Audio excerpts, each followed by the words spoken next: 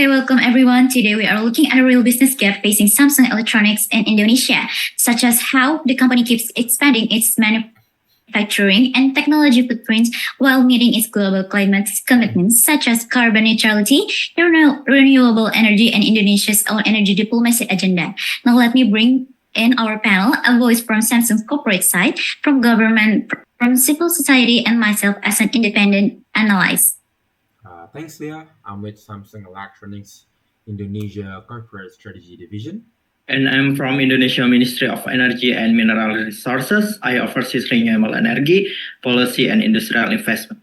And I represent the coalitions of environmental NGO working on climate action and corporate carbon accountability in Indonesia. Okay, now let's start with Samsung's side. What actually is on the table? So what actually is on the table that we've committed to carbon neutrality for our devices experience division by 2030 and the net zero across the whole company by 2050.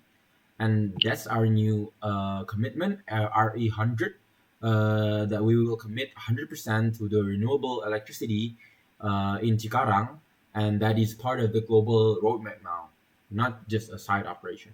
Okay, so this is actually a show up in your business model canvas? Yes, exactly. The decarbonization is now a key activity alongside the product innovation that the renewable energy providers are becoming the key partners. And also our cost structure is already includes power purchasing agreements for solar and wind. And we've also signed those across Americas and Europe. Interruption, Mr. Rajiv. I'm so sorry, but in Indonesia is my country.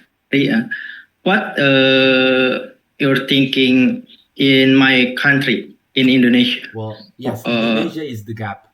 AI and hyperscale customers are pushing low carbon supply everywhere. They source reliable renewable electricity at a scale that here isn't very much straightforward yet. So that's what we want to solve together with the government and also the NGOs that are the civil society today.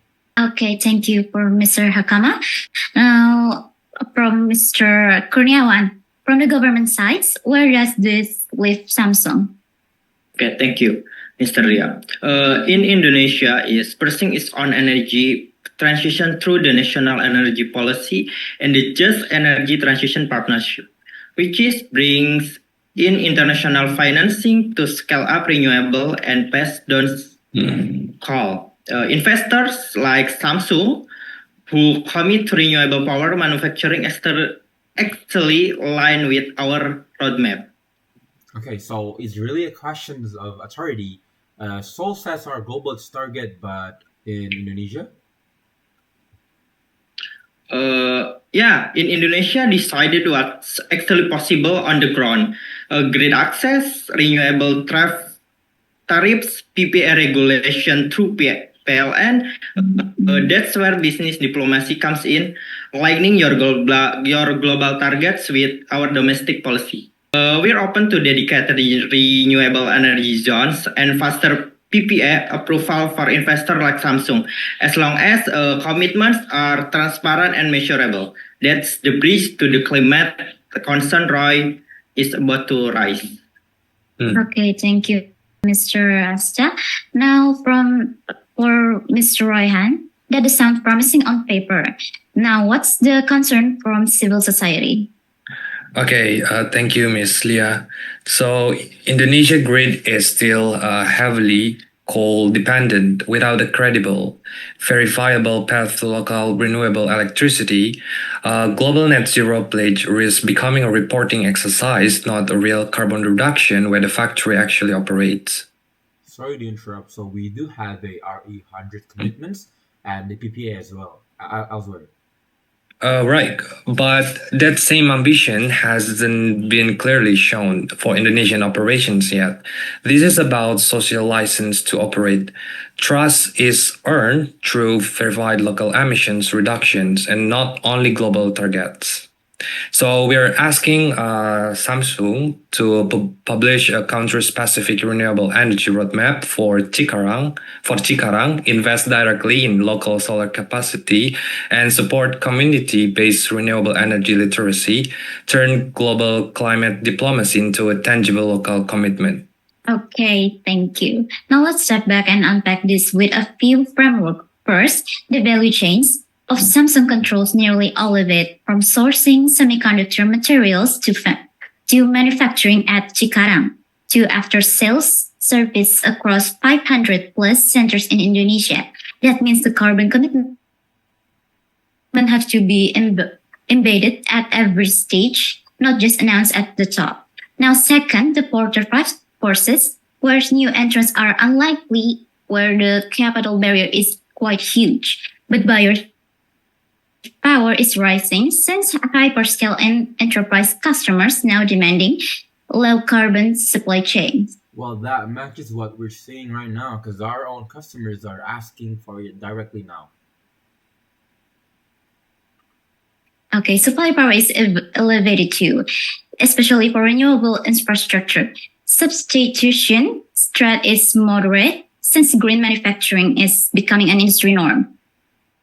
And rivalry is intensifying. TSMC and SK Hynix are racing towards their own net zero target as well. The third one is Porter Diamonds and OLI Paradigm. Indonesia's factor conditions